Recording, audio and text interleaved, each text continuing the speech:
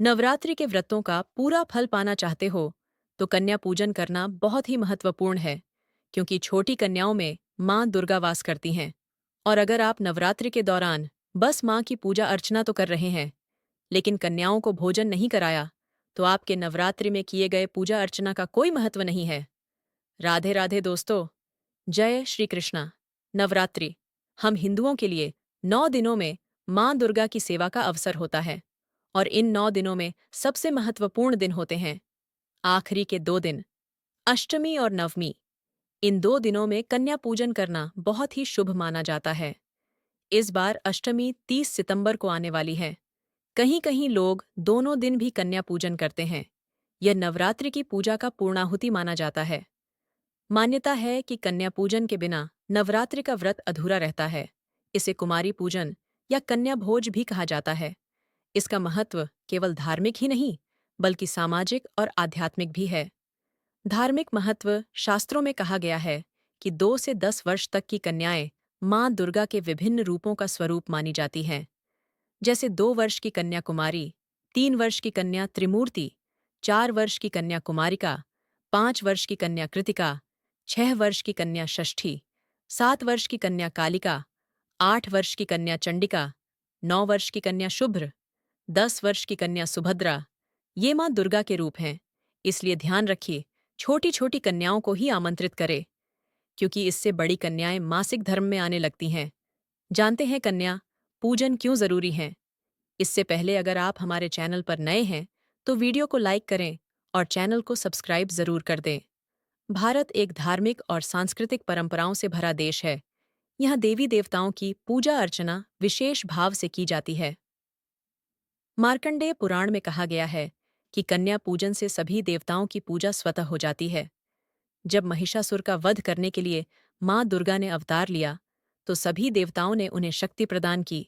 उसी शक्ति के सम्मान में कन्याओं की पूजा परंपरा बनी, क्योंकि कन्या स्वयं शक्ति का प्रतीक है। और इसलिए हम नवरात्रि में कन्या पूजन करते हैं। कन्या पूजन की तैयारी के लिए आपको सबसे पहले घर और पूजा स्थल की सफाई अच्छे से करनी है। और सबसे जरूरी, अपने किचन की सफाई अवश्य रखें, क्योंकि आप भोग बना के माँ को जब परोसेंगी तो माँ सफाई अवश्य देखती हैं। सिंक में बासी बर्तन ना छोड़े। पूरे घर को गंगा जल से शुद्ध करें। माँ दुर्गा की प्रतिमा या कलश के पास आसन बनाएं। कन्याओं के लिए आसन, पाट या चौकी रखें। 2 से 10 वर्ष की 7, 9 या 11 कन्याओं को बुलाएं। यदि संभव हो तो एक छोटा लड़का लंगूर भी साथ बैठाए। यह भैरव का स्वरूप माना जाता है। सबसे पहले कन्याओं के चरण धोएं, उन्हें आसन पर बैठाकर तिलक लगाएं और चुनरी ओढ़ाएं। पुष्प अर्पित करें और आरती करें। उन्हें भोजन कराएं, पूड़ी, हलवा, काला चना। भोजन के बाद उपहार और दक्षिणा दें। उनके चरण स्पर्श कर आशीर्वाद लें। भोजन और प्रसाद पहले से तैयार कर लें। कन्या पूजन की सामग्री: रोली, चंदन, हल्दी, कुमकुम, अक्षत, चावल, फूल, माला, चुनरी, कंगन, बिंदी, चूड़ियाँ, उपहार हेतु, मिठाई, फल, नारियल।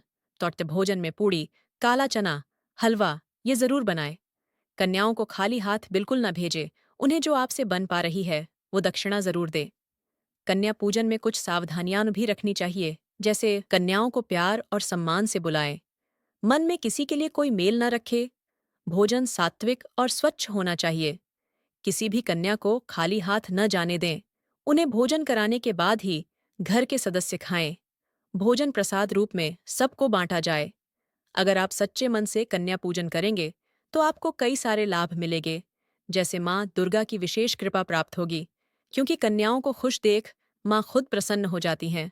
और इससे आपके घर में माँ लक्ष्मी का वास होगा। संतान सुख और परिवार की समृद्धि में वृद्धि होगी।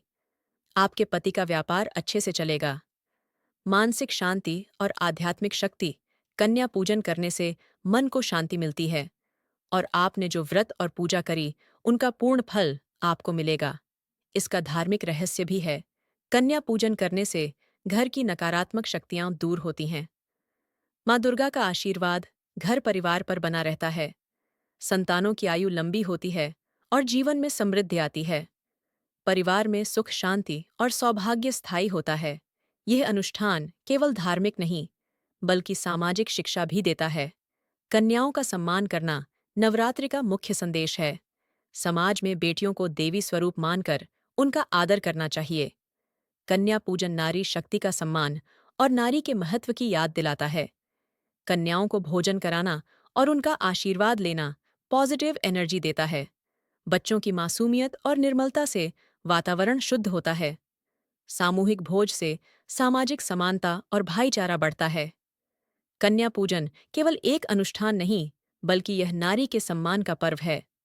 माँ दुर्गा की पूजा तभी सफल मानी जाती है जब हम बेटियों को देवी मानकर उनका सम्मान करें। इसलिए इस नवरात्रि में श्रद्धा और भक्ति के साथ कन्या पूजन करें और माँ दुर्गा का आशीर्वाद प्राप्त करें। आशा करती हूँ कि आज की यह जानकारी आपको पसंद आएगी।